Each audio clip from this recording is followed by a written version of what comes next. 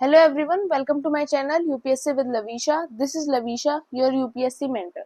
और आज की क्लास में हम डिस्कस करेंगे इंटरनेशनल रिलेशंस करंट अफेयर्स को, जिसके अंदर हम पीटी 365 और अपडेटेड पार्ट 1 है जो उसको इंक्लूड करेंगे.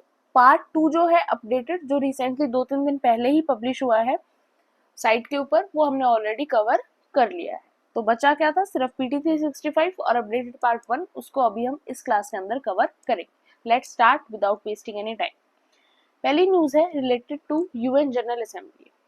We know about united nations. हमें पता है यूनाइटेड नेशंस के 6 प्रिंसिपल ऑर्गन्स हैं, जिनमें से आपका एक one of the important organ है यूनाइटेड नेशंस जनरल असेंबली. अभी united nation general assembly news में रही. क्यों न्यूज में रही? Because they passes a resolution calling the security council to admit Palestine as a member of the UN. उसकी वजह से न्यूज में रही. हमें बेसिक जो है जनरल असेंबली के बारे में पता होना चाहिए. पहला, फाउंडेशन 1945 के अंदर comprises all 193 UN member states को कंप्राइज करता है. वोटिंग कैसे होती है? यहाँ पर सभी स्टेट के पास 1 वोट होता है और जो डिसीजन होता है वो होता है बाय 2/3 मेजोरिटी से. यहाँ पर किसी भी एक इंडिविजुअल कंट्री के पास कोई सुप्रीम पावर नहीं होती जनरल असेंबली के अंदर. सेशन की जहां तक बात है, एनुअली मिलते हैं रेगुलर सेशन, जो सितंबर के अंदर स्टार्ट होता है, और कोई स्पेशल सेशन भी ऑर्गेनाइज हो जाता है अगर उसकी जरूरत पड़ती है. तो प्रेसिडेंसी जो है जनरल असेंबली की, वो रोटेट होती रहती है एनुअली अमंग मेंबर स्टेट. उससे ज्यादा यहाँ पर कुछ नहीं है. फिर बात आती है यूनाइटेड नेशन सिक्योरिटी काउंसिल की. अब हमें पता है सिक्योरिटी काउंसिल्स के अंदर टोटल मेंबर होते हैं आपके 15, जिसमें से 5 परमानेंट मेंबर्स हैं, 10 नॉन परमानेंट मेंबर्स हैं. अब जो 10 नॉन परमानेंट मेंबर्स हैं वो हर 2 साल के टेन्योर के अंदर चेंज होते रहते हैं, और जो 5 परमानेंट मेंबर्स हैं उनके पास वीटो पावर है और वो चेंज नहीं होते. एक तो हमें 5 परमानेंट मेंबर्स का नाम याद होना चाहिए: China, France, Russia, UK and US. दूसरी बात क्या है, न्यूज में क्यों आया? क्योंकि कुछ टाइम पहले यूनाइटेड नेशन जनरल असेंबली ने इलेक्ट किया किसको? डेनमार्क को, ग्रीस को, पाकिस्तान को, पनामा को एंड सोमालिया को as a non permanent member on the united nation security council for 2 years. That's all. उसके बाद यूएन पीस कीपर्स, इसके अंदर ऐसा कुछ नहीं, यू कैन स्किप, इसको भी आप स्किप कर सकते हो. फिर आता है United nation trade and development. अब इसकी 60th एनिवर्सरी को सेलिब्रेट किया गया, इसलिए ये न्यूज में रहा. आपको पता होना चाहिए हेडक्वार्टर का जिनेवा स्विट्जरलैंड के अंदर है, एस्टेब्लिश किया गया in 1964 by UN general assembly. M क्या है? डेवलपिंग कंट्रीज को एड करना, ताकि वो भी ग्लोबल इकोनॉमी के अंदर इंटीग्रेट कर पाए. मेंबरशिप 195 नेशंस के पास है, जिसके अंदर हमारा इंडिया भी इंक्लूड है. कुछ आपको रिपोर्ट्स के बारे में पता होना चाहिए. रिपोर्ट कौन कौन सी पब्लिश की जाती हैं यहाँ से? Trade and development report, world investment report, least developed countries report. That's all. Next है G4 नेशन. ये भी काफी इंपॉर्टेंट है. The ministry of external affairs meets foreign ministers of G4 nation in New York. वो मिले. अब G4 नेशन के अंदर कौन से 4 नेशंस इंक्लूडेड हैं? पार्टिसिपेंट कौन कौन है? ब्राजील है, जर्मनी है, इंडिया है, जापान है. ये चारों कंट्रीज का क्या एम है कि ये चारों कंट्री एक दूसरे को सपोर्ट करते हैं for permanent United nation security council seat. कि ये चारों कंट्रीज चाहते हैं कि इनको भी सिक्योरिटी काउंसिल के अंदर परमानेंट मेंबर वाली सीट मिले, जो अभी सिर्फ वर्ल्ड के अंदर 5 कंट्रीज के पास है. अब आपको पता होना चाहिए यूनाइटिंग फॉर कंसेंसस ये क्या है? ये उन कंट्रीज का ग्रुप है जो इन चारों नेशंस को परमानेंट सीट ना मिले ऐसा चाहते हैं, और इनके अगेंस्ट उस चीज को बोलते हैं कि नहीं, इनको परमानेंट सीट नहीं मिलनी चाहिए. तो एक बात तो ऑब्वियस है कि पाकिस्तान यहाँ पर इंक्लूड होगा, एंड यस, पाकिस्तान इंक्लूड है. इन कंट्रीज के अंदर इंक्लूड है अर्जेंटीना है, कनाडा है, कोलंबिया है, कोस्टा रिका है, इटली है, माल्टा है, मेक्सिको है, पाकिस्तान है, रिपब्लिक ऑफ कोरिया है, सैन मेरिनो है, स्पेन है, टर्की है. और इसी को क्या कॉफी क्लब भी बोला जाता है. नेक्स्ट है इंटरनेशनल क्रिमिनल कोर्ट. अब यहाँ पर ऐसा कुछ नहीं है, बस आपको पता होना चाहिए ये पहला परमानेंट इंटरनेशनल कोर्ट है जो किसके लिए बना? To prosecute serious international crimes. But इसका जो डिसीजन होता है, पहली चीज है वो बाइंडिंग नहीं होता. किस टाइप के क्राइम से रिलेटेड ये चीजें सुनता है? Genocide, crime against humanity, war crimes, crimes of aggression. इसके अंदर 124 स्टेट पार्टीज इंक्लूड है. India, Israel, US, Russia, China जैसी इंपॉर्टेंट कंट्रीज इसका पार्ट नहीं, इंटरनेशनल क्रिमिनल कोर्ट का। अब यहाँ पर डिफरेंस दे रखा है इंटरनेशनल क्रिमिनल कोर्ट और इंटरनेशनल कोर्ट ऑफ जस्टिस के बीच में। अब आपको पता है इंटरनेशनल कोर्ट ऑफ जस्टिस जो है वो one of the important organ है यूएन का, और एक साइड आपका इंटरनेशनल क्रिमिनल कोर्ट। तो बस इनका जो बेसिक डिफरेंस है वो भी आपको गो थ्रू कर लेना है इफ यू वांट टू, बाकी एग्जाम में पूछे जाने के चांसेस ये भी कम है। नेक्स्ट है ब्रिक्स। अगर देखो इंटरनेशनल रिलेशंस की बात करें तो प्रीलिम्स पर्सपेक्टिव से बहुत कम चीजें हैं जो आपके प्रीलिम्स के अंदर पूछी जाती हैं इंटरनेशनल रिलेशन से, क्योंकि इतने क्वेश्चंस जो हैं वो मैक्सिममली कहाँ से बनते हैं, वो मैक्सिममली बनते हैं आपके मेन से पर्सपेक्टिव से। और प्रीलिम्स के अंदर मेनली आपसे न्यूज पूछी जाती है, रिवर्स की बाउंड्रीज वगैरह, कंट्री की बाउंड्रीज वगैरह पूछ लिया, या फिर कुछ एग्रीकल्चर से रिलेटेड पूछ लिया, या फिर कोई बॉर्डर डिस्प्यूट की वजह से कोई जो कंट्री है उसके बॉर्डरिंग स्टेट्स वगैरह पूछ ले, ये चीजें ज्यादा पूछी जाती हैं। उससे ज्यादा डीप डाउन इंटरनेशनल रिलेशन के अंदर यूपीएससी प्रीलिम्स के अंदर नहीं जाता। अब बात करते हैं ब्रिक्स की। 16th ब्रिक्स समिट हुई, कहाँ पर हुई, कजान रशिया के अंदर हुई, इसलिए ये चीज जो है न्यूज के अंदर आई। हमें पता होना चाहिए पहली ब्रिक्स समिट कहाँ हुई थी, वो भी रशिया के अंदर हुई थी, 2009 के अंदर हुई थी। ओरिजिनली ब्रिक्स के अंदर आपके 5 मेंबर्स थे, ब्राजील था, रशिया था, इंडिया था, चाइना था, और साउथ अफ्रीका ने 2010 के अंदर इसको ज्वाइन किया था। न्यू मेंबर्स अब कौन इंक्लूड किए गए ब्रिक्स के अंदर, Egypt, Ethiopia, Iran, UAE and Indonesia. Indonesia पहली साउथ ईस्ट एशियन कंट्री है जो ब्रिक्स की मेंबर बनी। साउथ अरेबिया की जहां तक की बात है अभी तक उनका कोई फॉर्मल डिसीजन इससे रिलेटेड नहीं आया है। अब बात करते हैं एशियान की। प्राइम मिनिस्टर ऑफ इंडिया ने पार्टिसिपेट किया, कहाँ पार्टिसिपेट किया, 21st एशियन इंडिया समिट के अंदर जो लाओस पीडिया के अंदर हुई। अब बेसिक बात करें एशियन की तो हेडक्वार्टर कहाँ है, जकार्ता इंडोनेशिया के अंदर हेडक्वार्टर। इस्टेब्लिश हुआ था 1967 में बैंकॉक के अंदर with the signing off Asian declaration, Bangkok declaration bye 5 members. उस टाइम पर 5 मेंबर्स थे, Indonesia, Malaysia, Philippines, Singapore and Thailand. अब प्रेजेंटली कितने मेंबर हैं, 10 मेंबर्स है। तो इनको थोड़ा सा मैप की हेल्प से देखते हैं, बाई चांस पूछा जाए तो आपका थोड़ा साउथ ईस्ट एशिया का मैप क्लियर आउट हो जाएगा। अब आपको पता है ये हमारा इंडिया है, इंडिया से यहाँ पर ये आपका म्यांमार है, म्यांमार के जस्ट नीचे थाईलैंड है, थाईलैंड है। इधर बात करें तो ये आपका लाओस है, लाओस के जस्ट साइड में वियतनाम है, और लाओस और वियतनाम के जो ये यहाँ पर बचता है थाईलैंड, इन तीनों के बीच में ये आपका कंबोडिया है। अब थाईलैंड से जस्ट नीचे मलेशिया है, मलेशिया के जस्ट साइड में आपका सिंगापुर है, सिंगापुर के जस्ट नीचे आपका इंडोनेशिया है, और मलेशिया के जस्ट साइड में जब हम इधर जाते हैं तो आपका बुरने है, और ये ऊपर से अलग से जो छोटे छोटे आइलैंड टाइप में दिख रहा है ये आपका फिलीपींस है। उसके अलावा आपको पता होना चाहिए एशियन एक रीजनल फोरम की भी स्टैब्लिशमेंट हुई, जिसकी स्टैब्लिशमेंट 1994 में हुई, और इंडिया ने इसको ज्वाइन किया 1996 के अंदर। That's all. उसके बाद है south Asian association for regional corporation, SAARC. अब आरबीआई ने करंटली अनाउंस किया क्या, currency swap framework for 2024 to 2027 तक। ये स्वैप एग्रीमेंट क्या है, ये कॉन्ट्रैक्ट है under which two counter parties agree to exchange two currency at a set rate and then reexchange those currency at an agreed upon rate at a fixed date in future. देखो mainly इस चीज का मोटो simple सा है कि shark का एक motive है कि हो सके तो वो कहीं ना कहीं डॉलर की पावर को कम करें, और जो शार्क मेंबर्स जो कंट्रीज हैं जो शार्क की मेंबर हैं उनको करेंसी को भी थोड़ा सा प्रमोशन मिल सके। सेक्रेटरी की बात करें शार्क के अंदर, काठमांडू नेपाल के अंदर इस्टेब्लिश किया गया था 1985 में थ्रू शार्क चार्टर इन ढाका। मेंबरशिप किस किस के पास है, इंडिया के पास है, बांग्लादेश के पास है, अफगानिस्तान, भूटान, मालदीव, नेपाल, पाकिस्तान एंड श्रीलंका।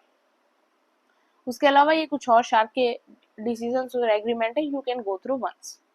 उसके बाद बीमस्टेक है, स्किप कर दो, क्वेड है, स्किप कर दो। ये सारी चीजें मेनली आपके मेंस परस्पेक्टिव से ज्यादा है। ओकस का इंडिया पार्टी नहीं है तो इसको भी यहाँ पे स्किप कर दो, ये सारी चीजें हम स्किप कर सकते हैं बिकॉज टाइम बहुत कम है। बस आपको ये यहाँ पर पता होना चाहिए about India middle east Europe economic corridor, इसके बारे में पता होना चाहिए। इसके बारे में हमने बात प्लेसेस इन न्यूज में की थी, आपको ये पूरा मैप पता होना चाहिए कॉरिडोर कैसे है, यहाँ से मुंबई से स्टार्ट हो रहा है, फिर ये चीजें जबाल अली यूएई के अंदर, फिर एआई गुफाइफत यूएई में, फिर यहाँ पर साउथ अरेबिया में, फिर रिहान, फिर उसके बाद ऐसे कर करके लास्ट में चीजें जहाँ कहाँ पर एंड हो रही है ग्रीस के अंदर। तो ये आपको सारी चीज पता होनी चाहिए। इसका मेंबरशिप कहाँ का, India, European union, France, Germany, Italy, south Arabia, UAE and USA. तो मेनली एक लिंक है जिससे क्या होगा, हम यहाँ से इस पूरे लिंक में रोड्स को शेयर करे, पोर्ट्स को शेयर करे, सारी चीजें शेयर हो, जिससे कि इकोनॉमिक पर्सपेक्टिव से हम भी ग्रो करें, बाकी कंट्रीज भी ग्रो कर सकती है। नेक्स्ट, सारी चीजों को स्किप कर दो। The non alignment movement now important है क्योंकि आपके एनसीईआरटी में भी गिवन है, तो थोड़ा बहुत हमें नाम के बारे में पता होना चाहिए। स्टार्टिंग हुई थी बैंडंग कॉन्फ्रेंस से 1955 के अंदर। Formally establish as the first NAM summit कहाँ हुई? बेलग्रेड सर्बिया के अंदर 1961 के अंदर। मेंबरशिप करंटली है आपकी 120 कंट्रीज के पास। मेनली आपको नाम के अंदर मिलेंगी developing countries. India one of the founding member है किसका? नाम का, नॉन अलाइनमेंट मूवमेंट का। फिर बात करते हैं कॉमनवेल्थ की। 2024 के अंदर 75 ईयर्स हो गए थे मॉडर्न कॉमनवेल्थ को, कॉमेमोरेटिंग द लंदन डिक्लेरेशन जो 1949 के अंदर हुई थी। अब इंडिया के रिलेशन कॉमनवेल्थ के साथ कैसे? Largest member, India represent nearly 60% of the Commonwealth total population. First thing, it is the fourth largest contributor of the Commonwealth. Host event, organise CHOGM 1983, Commonwealth game 2010 in New Delhi. And Commonwealth sub window की बात करें, establish under the India UN development fund 2018 with $50 million over 5 years। तो ये basic चीजें हैं जो आपको थोड़ी सी कॉमनवेल्थ के बारे में पता होनी चाहिए। That's all. उसके बाद इनको स्किप कर दो। नाटो, थोड़ा सा नाटो के बारे में देख लेते हैं। The North Atlantic treaty organisation marks 75 years of its formation and Sweden has joined NATO as its 32th second member. अब टोटल नाटो के अंदर मेंबर कितने हो गए स्वीडन के जुड़ने के बाद? 32। हेडक्वार्टर ब्रुसेल्स बेल्जियम के अंदर। 1949 में नाटो की फॉर्मेशन हुई थी। नेचर क्या था? पॉलिटिकल एंड मिलिट्री अलायंस है। मेंबरशिप 12 फाउंडिंग मेंबर्स हैं इसके, और पहले फिनलैंड का लेटेस्ट एडिशन था, अब स्वीडन का लेटेस्ट एडिशन इसके अंदर है। यूक्रेन ने भी इसके अंदर अप्लाई किया था 2022 के अंदर, बट अभी तक वो इसका मेंबर नहीं बन पाया है। ये मेनली आपकी जो नाटो मेंबर कंट्रीज हैं उनका मैप है, आप एक बार इसको भी गो थ्रू कर सकते हो, तो आपका कंप्लीटली ऑलमोस्ट जो यूरोप का मैप है वो कवर हो ही जाएगा। उसके बाद यहाँ पर और कुछ इतना इम्पोर्टेंट नहीं है, स्किप कर दो सारी चीज़ों को। थोड़ा सा यहाँ पर देख लेना, organisation of the petroleum exporting countries OPEC plus. अब इसकी फॉर्मेशन कब हुई थी? 2016 में, when OPEC signed an agreement with 10 other oil producing countries के अंदर भी इन्होंने साइन अप किया। फॉर्मेशन कब हुई थी? OPEC की फॉर्मेशन हुई थी बगदाद कॉन्फ्रेंस 1960 में बाय 5 to 6 मेजर कंट्रीज थी। कौन कौन सी थी? Iran, Iraq, Kuwait, Saudi Arabia and Venezuela. ये सारी कंट्री वही हैं जो ऑयल पर्सपेक्टिव से काफी ज्यादा इम्पोर्टेंट है। अभी इनके अंदर और जो मेंबर्स हैं वो भी जुड़ गए हैं। ये कुछ ओपेक भी मेंबर हैं, ये नोन है। और हेडक्वार्टर कहाँ पर है इनके? वेना, ऑस्ट्रिया के अंदर। That's all. उसके अलावा यहाँ पर और कुछ नहीं, स्किप कर दो। अब कॉन्फ्लिक्टेड एरियाज के अंदर जहाँ तक किसकी बात है, नागोर्नो खरबाक रीजन, ये काफी सालों से ये रीजन न्यूज में चल रहा है, अभी तक तो नहीं पूछा गया है। अगर इस बार भी चाहो तो एक बार गो थ्रू कर सकते हो, बट इस बार जो मुद्दा इतना हाईलाइटेड नहीं है कि यहाँ से क्वेश्चन पूछा जाए। नेक्स्ट बात करते हैं यूक्रेन की। यूक्रेन न्यूज में रहता ही है कुछ सालों से, 2-3 सालों से, तो इसके बारे में आपको बेसिक जो है वो पता होना चाहिए। लोकेशन क्या है यूक्रेन की? ईस्टर्न यूरोप के अंदर है। लैंड बाउंड्रीज यूक्रेन किस किस से शेयर करता है? नॉर्थ से बेलारूस के साथ, रशिया के साथ ईस्ट से, मोल्डोवा और रोमानिया के साथ साउथ वेस्ट से, हंगरी, स्लोवाकिया एंड पोलैंड से वेस्ट की साइड से। वाटर बॉडीज की बात करें तो यहाँ पर सी ऑफ अजोव और ब्लैक सी दोनों लोकेट करती हैं यूक्रेन के साउथ में, ये आपको पता होना चाहिए। फिर उसके अलावा यहाँ पर उसने बाल्टिक सी के बारे में थोड़ा सा आपको पता होना चाहिए। बाल्टिक सी क्या है? आर्म है नॉर्थ अटलांटिक ओशन की, जो इससे कैसे कनेक्ट होती है? डेनिश स्ट्रेट से। फॉर एग्जांपल आपसे अगर पूछा जाए डेनिश स्ट्रेट के बारे में, तो भी आपको पता होना चाहिए between Baltic sea and North Atlantic ocean, and the world largest inland brackish sea है with low salinity due to an influx of river water. यहाँ का जो सैलिनिटी लेवल है वो भी काफी कम है। उसके बाद बात करते हैं गुल्फ ऑफ एडन की। गुल्फ ऑफ एडन के बारे में ज्यादा कुछ नहीं, आपको बस एक बात पता होनी चाहिए कि डीप वाटर बेसिन है जो फॉर्म करता है नेचुरल लिंक बिटवीन रेड सी और अरेबियन सी के। That's all. उसके अलावा स्किप कर दो, सब कुछ तो याद भी नहीं रख सकते, ये अदर कॉन्फ्लिक्ट रीजन है। देन यहाँ पर इंफॉर्मेशन इतना याद नहीं होगा, तो सारी चीजें हम स्किप करेंगे। नेक्स्ट है इसराइल। इसराइल की भी बेसिक चीजें जो हमें पता होनी चाहिए। लोकेशन क्या है? मिडल ईस्ट के अंदर इसराइल की लोकेशन है। बाउंड्रीज की बात करें, इसराइल लेबनान से सीरिया से, जॉर्डन से, इजिप्ट से, 4 जगहों से बाउंड्री शेयर करता है। वाटर बॉडीज की बात करें, the Sea of Galilee, the Red Sea, the Dead Sea and the Mediterranean Sea. Also, it includes East Jerusalem and the Golden Heights, both areas of territorial dispute को भी अभी Israel के अंदर ही consist किया जाता है। आपसे पूछे एरिस क्रॉसिंग क्या है, तो ये एक बॉर्डर क्रॉसिंग है between Israel and the northern Gaza strip, तो ये भी आपको याद रखना है। ब्लू लाइन क्या है, ब्लू लाइन भी इंपॉर्टेंट है। ब्लू लाइन क्या है, इसराइल और लेबनान की कोई भी ऑफिशियल बाउंड्री नहीं है, तो इनको सेपरेट किससे किया जाता है, ब्लू लाइन से सेपरेट किया जाता है। इसको यूनाइटेड नेशन ने सेट किया था 2000 के अंदर, and it is made of blue barrels and runs from the Mediterranean to the Golan Heights to the east, that's all. अब यहाँ पर सारी चीज स्किप कर दो। इराक के बारे में थोड़ा सा देख लेते हैं। टेरिटोरियल बाउंड्री कहाँ से शेयर करता है इराक, टर्की से शेयर करता है, ईरान से शेयर करता है, सीरिया से, जॉर्डन से, सऊदी अरेबिया एंड कुवैत से। मैरीटाइम बाउंड्रीज की बात करें तो कहाँ पर ओपन अप होता है, पर्शियन गुल्फ के अंदर। यहाँ पर आपको मैप में भी ये सारी चीजें दिख रही होंगी, ये आपकी पर्शियन गुल्फ है। अब यहाँ पर और इतना इंपॉर्टेंट कुछ नहीं है, स्किप कर दो, सारे तो याद भी नहीं रहेंगे। बट एक चीज है, अगर आप एक बार वर्ल्ड मैप कर लो लाइफ में याद, उसके बाद आपको फिर ये चीजें तो दोबारा से गो थ्रू करने की जरूरत ही नहीं पड़ेगी। जब कोई कंट्री न्यूज में आपको पूरा वर्ल्ड मैप याद है तो फिर प्रॉब्लम ही क्या है। पनामा की बात करते हैं, लोकेशन कहाँ पे है इसकी, country of Central America, located on isthmus of Panama. उसके अलावा क्या इस्थमस ऑफ पनामा क्या, एक नैरो ब्रिज है ऑफ लैंड कनेक्टिंग, जो किसको कनेक्ट करता है, नॉर्थ एंड साउथ अमेरिका को। बॉर्डर्स की बात करें, कोस्टारिका वेस्ट की साइड, कोलंबिया ईस्ट की साइड। मैरीटाइम बाउंड्रीज की बात करें, Caribbean Sea and Pacific ocean.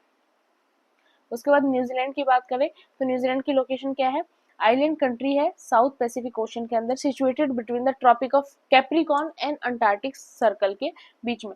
Component की बात करें, इसके अंदर दो मेन आइलैंड्स हैं, northern island and southern island, जिनको सेपरेट किससे किया जाता है, बाय कुक स्ट्रेट। ये आपको याद रखना है, कुक स्ट्रेट। उसके अलावा यहाँ और कुछ नहीं है, उसको स्किप कर दो। नीदरलैंड्स की बात करते हैं, लोकेशन क्या है नीदरलैंड की, नॉर्थ वेस्टर्न यूरोप, जिसको होलैंड भी बोला जाता है। लैंड बाउंड्रीज बेल्जियम और जर्मनी दोनों के साथ। वाटर बॉडीज है आपकी नॉर्थ सी। लातविया की बात करें, ये लातविया जो है यूरोपियन यूनियन और नाटो दोनों का मेंबर है, लोकेट कहाँ करता है, नॉर्थ ईस्टर्न यूरोप के अंदर। लैंड बाउंड्रीज की बात करें, नॉर्थ में इस्तोनिया, ईस्ट में रशिया, साउथ ईस्ट में बेलारूस और लिथुआनिया साउथ में। मैरीटाइम बाउंड्रीज में बाल्टिक सी और gulf of Riga. Sittwe port Myanmar की बात करें, ये तो इम्पोर्टेंट है, इंडिया से ही लिंक है, यहाँ पे आपका सितवे पड़ता है और ये यहाँ तक ऐसे लिंक है।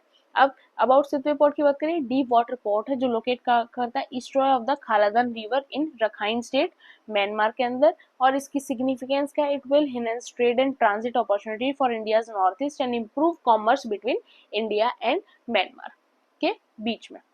उसके अलावा यहाँ पर और कुछ नहीं है, आप स्किप कर सकते हो। और ये सारी चीजें आपको प्लेसेस ऑफ न्यूज वाला जो हमारी पीटी 365 थी वहां भी हमने कवर किया था।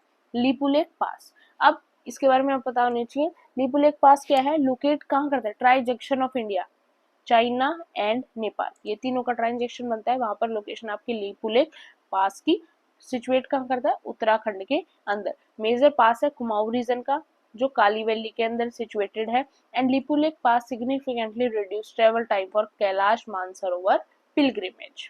तो ये लास्ट लाइन याद ना रखो तो चलेगा।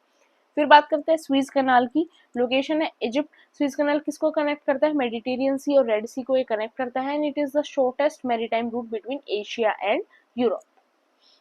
अब बायलेटरल रिलेशंस की बात करें, इंडिया और चाइना, वैसे तो ये मेजर टॉपिक है, India China, India Pakistan mains के लिए आपके, पर अभी हम सिर्फ मैप को समझेंगे। हमें पता है ये आपका जो मैप है, ये आपका पूरा जम्मू कश्मीर का इलाका है, जिसको हम पूरा हमारा कश्मीर ही मानते हैं। बट एक्चुअलिटी में देखें, यहाँ आपका वाघा कॉरिडोर है, अफगानिस्तान का वाघा कॉरिडोर है, ये हमें पता होना चाहिए। फिर जो ये वाला रीजन है, गिलगिट पाकिस्तान वाला रीजन, और इस रीजन को कश्मीर, आजाद कश्मीर कहता है। और यहाँ का वैसे तो खुद का प्राइम मिनिस्टर भी होता है, पर वो काम कश्मीर पाकिस्तान के अंडर ही करता है, ठीक है। तो ये गिलगिट बाल्टिस्तान है, ये आपका ये सारा रीजन है पाकिस्तान के पास, जिसको हम कहते हैं POK, पाकिस्तान ऑक्यूपाइड कश्मीर। उसके अलावा फिर ये आपकी सक्षम वैली है, यहाँ पर आपका सियाचिन ग्लेशियर है, जिसको हाईएस्ट बैटलफील्ड भी बोला जाता है। फिर ये आपका लद्दाख का रीजन है, ये भी हमारे पास है। ये अक्षाई चीन का इलाका है जो चाइना के पास है। फिर जो आपकी ये लेक है, जो हमने 3 इडियट्स के अंदर भी देखी होगी, ये कुछ लेक इंडिया के पास है, कुछ के ऊपर चाइना का कंट्रोल है। फिर जो ये नीचे वाला डैम चौक के बाद ये वाला ये इलाका है, ये भी चाइना के कंट्रोल में है। ये यहाँ पर आपका दीपसांग प्लेन है और यहाँ पर आपका देमचोक। तो यहाँ पर कुछ चीजें आपको हलचल फिलहाल रिसेंट टाइम में देखी गई थी, ठीक है, तो उसकी वजह से ये चीज न्यूज में है, पर मैंने आपको यहाँ पर पूरा मैप समझा दिया है। जो भी चीजें शेयरिंग में, इधर ये चाइना के पास है, इधर ये पाकिस्तान के पास है, ये वाला जो हिस्सा है ये ऑफिशियली इंडिया के पास है। तो आप चाहो तो और भी चीजें गो थ्रू यहाँ पर कर सकते हो, बट एग्जाम के अंदर यहाँ से इतना कुछ नहीं पूछा जाएगा, मेनली मेंस के पर्सपेक्टिव से ज्यादा इंपॉर्टेंट है, बट फिर भी एक बार गो थ्रू कर लेना। लाइन ऑफ एक्चुअल कंट्रोल जो है और LOC जो है, सारी चीजों को एक बार देख सकते हो आप। पैंगसोंग इस लेक के बारे में हम ऑलरेडी बहुत बार बात कर चुके हैं, तो यहाँ पर मैं स्किप कर रही हूँ, पर आप गो थ्रू कर लेना अगर आपने मेरी पुरानी वीडियोस को नहीं देखा है तो। इंडिया नेपाल की बात है, पूरा एक बार गो थ्रू कर लेना, समझाने जैसा कुछ नहीं है, एक बार याद करने की चीज है, याद कर लेना। क्वेश्चन मैक्सिमम चांसेस तो यही है कि मेंस में पूछा जा सकता है, बट फिर भी एक बार याद कर लेना, एक बार गो थ्रू करने में आपका कुछ नहीं जाएगा। फिर इंडिया भूटान है, यहाँ स्किप कर दो, मेंस में देख लेना। इंडिया बांग्लादेश है, ऐसे करके सभी के साथ इंडिया की चीजें बताई हुई है। इंडिया मालदीव है, मालदीव से रिलेटेड ये 3 चीजें याद रखनी हमें। 8 डिग्री चैनल किसको सेपरेट करता है? Separate the island of Minicoy from the Maldives. 9 degree channel किसको सेपरेट करता है? Separate Minicoy from the main Lakshadweep. And 10 degree channel किसको सेपरेट करता है? Separate the Andaman and Nicobar and the Nicobar islands in the Bay of Bengal. तो ये तीनों जो हैं आपको याद रखने हैं, 8 degree channel, 9 degree channel, 10 degree channel, ये आपके एनसीईआरटी में भी गिवन है। फिर यहाँ पर इंडिया और रशिया की बात चल रही है। इंडिया और रशिया के बारे में आपको पता होना चाहिए। गगनयान मिशन जो काफी अभी न्यूज में रहा मिशन, उसके अंदर भी रशिया का कंट्रीब्यूशन है, टेक्नोलॉजिकल कंट्रीब्यूशन है। आपका कुंडाकुलम न्यूक्लियर पावर प्लांट है, वहां पर भी रशिया का जो है टेक्नोलॉजिकल कॉपरेशन है। तो ये चीजें आपको थोड़ी सी याद रखनी पड़ेंगी। उसके अलावा रशिया की लोकेशंस के बारे में दिया हुआ है यहाँ पर, इसको आप स्किप कर सकते हो, ये नहीं पूछा जाएगा। यहाँ पर रशिया का मैप भी है, बट इतना गो थ्रू, इतना डीप जाने की जरूरत नहीं है। फिर यहाँ पर इंडिया और यूनाइटेड स्टेट्स के बारे में सारी चीजें गिवन है, बट ये सारी चीजें आपके मेंस पर्सपेक्टिव में आंसर लिखने के लिए काम आएंगी, यहाँ पर इतनी इंपॉर्टेंस इनकी नहीं है। फिर इंडिया यूके के साथ भी दे रखा है, सबके साथ दे रखा है, इंडिया ऑस्ट्रेलिया है, इंडिया जापान है, तो ये सारी चीजें दे रखी हैं। जापान के बारे में यहाँ पर मैप भी दे रखा है। फिर साउथ ईस्ट एशिया के बारे में दे रखा है, इंडिया सिंगापुर के रिलेशंस कैसे रहे, तो सब कुछ दे रखा है। प्रोजेक्ट नेक्सस, इसको हमने डिस्कस कर लिया था, तो यहाँ पर ऐसा कुछ इंपॉर्टेंट और है नहीं। फिर इंडिया वियतनाम, इंडिया मलेशिया, ये सारे दे रखे। चाहो तो वन टाइम गो थ्रू कर सकते हो, बट क्वेश्चन आने के चांसेस यहाँ से नेग्लिजिबल हैं, क्योंकि ये चीजें ऐसी हैं जो मेनली आपके मेंस के अंदर क्वेश्चन ज्यादा फ्रेम करती है as compare to prelims. Next है Chabahar port. India signed a 10-year agreement with Iran for the development of Shahid Beheshti port terminal at Chabahar port. अब इसके जेनेसिस क्या है? इंडिया, ईरान एंड अफगानिस्तान ने एक ट्रिपटाइट एग्रीमेंट को साइन किया था 2016 के अंदर टू डेवलप दिस टर्मिनल। अब इसकी लोकेशन की इंपॉर्टेंस क्या है? जो ये लोकेट करता है गुल्फ ऑफ अमान पे, और ये डायरेक्ट सी रूट प्रोवाइड करता है अफगानिस्तान को बाईपासिंग पाकिस्तान, इंडिया से अफगानिस्तान, जिसके अंदर हम पाकिस्तान को बाईपास कर सकते हैं। यहाँ पर आपकी लोकेशन भी दे रखी है, ये आपका छाबार पोर्ट है ईरान के अंदर। तो थोड़ा सा इसको आपको गो थ्रू यहाँ पर करना है। फिर यहाँ पर ऐसा कुछ नहीं है, इसको स्किप कर देंगे हम। यहाँ भी ऐसा कुछ नहीं है जो आपका प्रीलिम्स के अंदर क्वेश्चन बनाएगा, तो यहाँ भी हम सारी चीजों को स्किप कर देंगे। थोड़ा सा अगर देखना चाहो तो यहाँ पर तापी गैस पाइपलाइन प्रोजेक्ट को हम थोड़ा सा देख सकते हैं। यहाँ से लेकर पूरा यहाँ तक आपका जो है पाइपलाइन का प्रोजेक्ट है, तुर्कमेनिस्तान तक। उसके बाद यहाँ पर और कुछ इंपॉर्टेंट नहीं है, आप सारी चीजों को स्किप कर सकते हो। वर्ल्ड प्रेस फ्रीडम इंडेक्स 2024, इसके अंदर इंडिया के रैंक आई 159 अमंग 180 कंट्रीज के अंदर। इट इज रिलीज बाय, किसने किया? Paris based Reporters Without Borders, one of the world's leading NGOs in defence and promotion of freedom of information. Publish कब किया? On 3 मई को, क्योंकि उस दिन वर्ल्ड प्रेस फ्रीडम डे होता है। थीम क्या था? थीम आपको पता होना चाहिए, press for the planet, journalism in the face of environmental crisis. Top 3 rankers आपके रहे नॉर्वे, डेनमार्क एंड स्वीडन।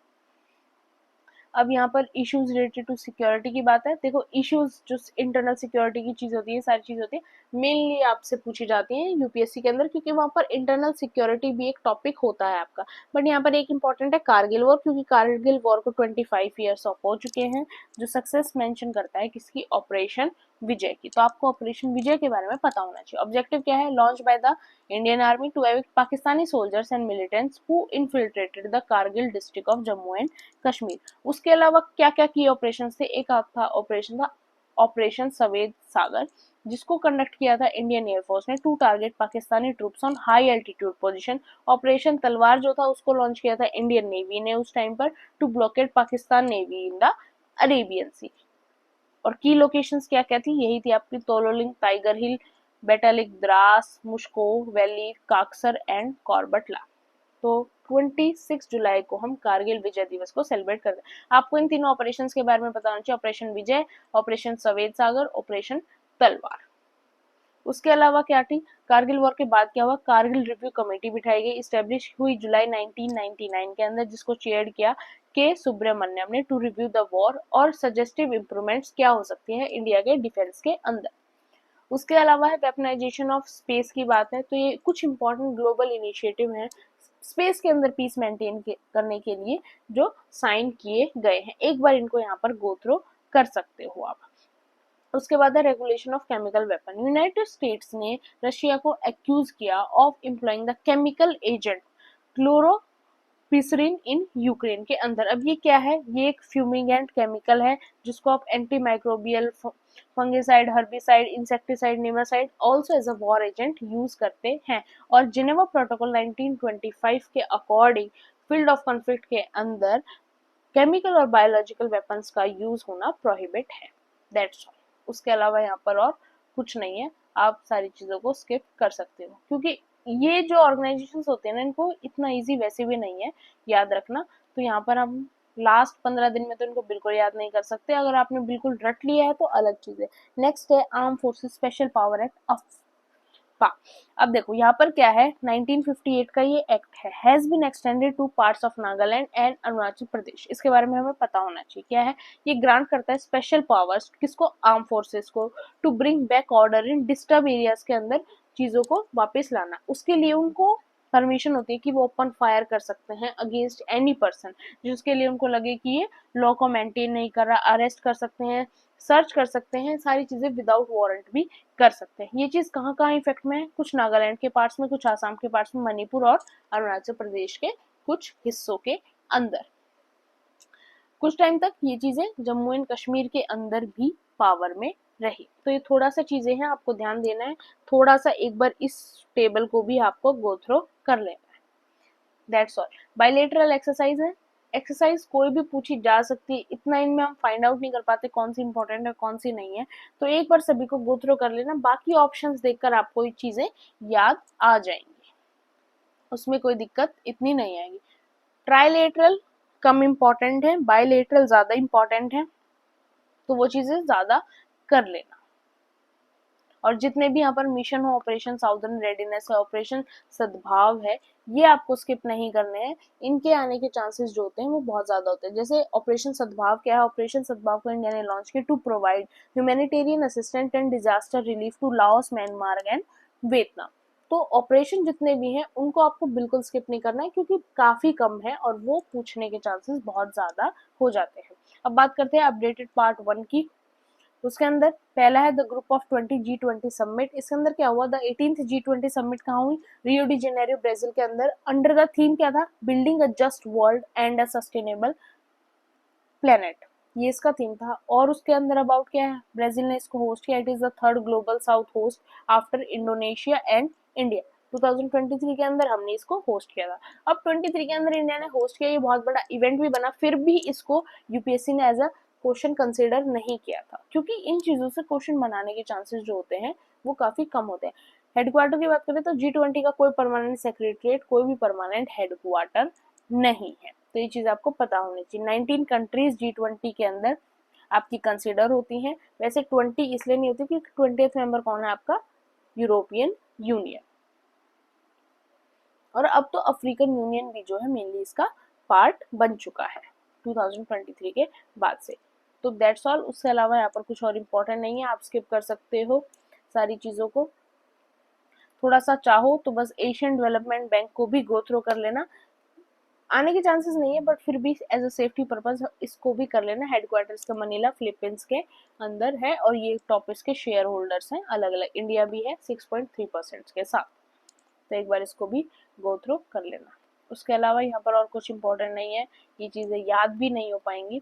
फिर कन्फ्लिक्टेड एरियाज की बात करें तो यहाँ पर ऐसी कोई भी नहीं है। गुआना के बारे में थोड़ा सा देख लेना।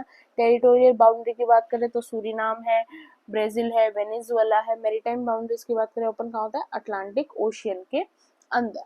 उसके अलावा यहाँ पर और कुछ नहीं है, यू कैन स्किप। इतने सारे आप याद नहीं कर सकते, वर्ल्ड मैप याद है तो उससे बेस्ट कुछ हो ही नहीं सकता, तो अगर वो याद रखोगे तो बेस्ट है। अब हमने इतनी कंट्रीज के बारे में पूछा था, यहाँ पर इंडिया अफगानिस्तान के रिलेशंस के बारे में दिया हुआ है, काफ़ी चीज़ें दी हुई हैं, तो हमें याद नहीं करनी है क्योंकि इतना याद करना पॉसिबल है। फिर इंडिया श्रीलंका से रिलेटेड सारी चीज़ें दी हुई हैं, यहाँ पर श्रीलंका के जो मैरीटाइम बॉर्डर्स हैं उनके बारे में भी बताया हुआ है, ये नहीं पूछा जाएगा क्योंकि यहाँ से इतना क्वेश्चन नहीं बनता।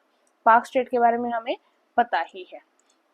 फिर इंडिया इंडोनेशिया के बारे में सारी चीज़ें मेंशन है। फिर उसके बाद इंडिया और कुवैत के रिलेशंस को यहाँ पर मेंशन किया गया है। कुवैत की बात करें तो मैरीटाइम बॉर्डर्स कहाँ से बनेंगे, पर्शियन गल्फ के साथ। लैंड बॉर्डर्स की बात करें, इराक है नॉर्थ की साइड और वेस्ट की साइड, और साउथ अरेबिया है साउथ की साइड।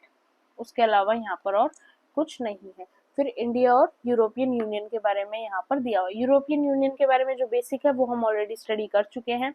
इसके करंट के मेंबर्स हैं, ये इसका यूरोपियन यूनियन का मैप है। थोड़ा सा गो थ्रू करना चाहो तो इसको थोड़ा सा गो थ्रू कर सकते हो, उसके अलावा यहाँ पर और कुछ नहीं है। फिर इंडिया और जर्मनी के रिलेशंस के बारे में दिया हुआ है। अब इंडिया और जर्मनी के रिलेशंस में भी ऐसा कुछ नहीं जो आपसे डायरेक्ट पूछा जाएगा। थोड़ा सा जर्मनी के बारे में लैंड बॉर्डर्स देख लो, डेनमार्क नॉर्थ की साइड, पोलैंड ईस्ट की साइड, चेक रिपब्लिक साउथ ईस्ट की साइड, ऑस्ट्रिया जो है साउथ की साइड, स्विट्जरलैंड साउथ वेस्ट की side, France, Luxembourg and Belgium to the west और Netherland to the north east. बहुत ज्यादा कंट्रीज होगी, आई नो कंफ्यूजिंग है, but one time go through करना है। मैरीटाइम बॉर्डर्स की बात करें, नॉर्थ सी नॉर्थ वेस्ट की साइड, बाल्टिक सी नॉर्थ ईस्ट की साइड। उसके अलावा इंडिया इटली के रिलेशंस हैं। मीम के ऊपर ना ध्यान देते हुए, यहाँ पर ऐसा कोई क्वेश्चन नहीं है जो आपसे पूछा जाएगा, तो यू कैन स्किप दिस। बस लैंड बॉर्डर्स देख लो। इटली के लैंड बॉर्डर्स है, फ्रांस है आपका, स्विट्जरलैंड है, ऑस्ट्रेलिया है, स्लोवानिया है। मैरीटाइम बॉर्डर्स की बात करें आपकी मेडिटेरियन सी है, मेन तो मेडिटेरियन सी है, बाकी सी के बारे में नहीं पूछा जाएगा, स्किप कर सकते हो। उसके बाद आपकी जो वेटिकन सिटी है वो भी रोम के अंदर ही लोकेट करती है। फिर डिगी फ्रेमवर्क है, डिगी फ्रेमवर्क में कुछ नहीं, the Riyadh design law treaty है, यहाँ भी ऐसा कुछ नहीं है। बेल्ट एंड रोड इनिशिएटिव्स हैं, crossroads of peace initiative, first trilateral power transaction, तो ऐसा काफी कुछ है, बट ये सारी चीजें आप याद नहीं रख सकते, तो इस चीज को स्किप करना ज्यादा बेटर है ताकि हमारी चीजें बहुत जल्दी हो जाए। ये लिस्ट है वॉयलेंट ग्रुप की, थोड़ा सा चाहो तो एक बार गो थ्रू इसको कर लेना।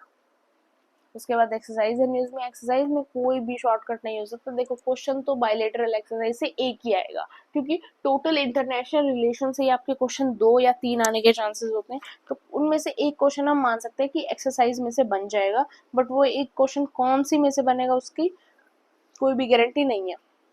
लास्ट ईयर आई थिंक 2024 में बांग्लादेश से रिलेटेड कोई एक्सरसाइज थी जिससे क्वेश्चन पूछा गया था।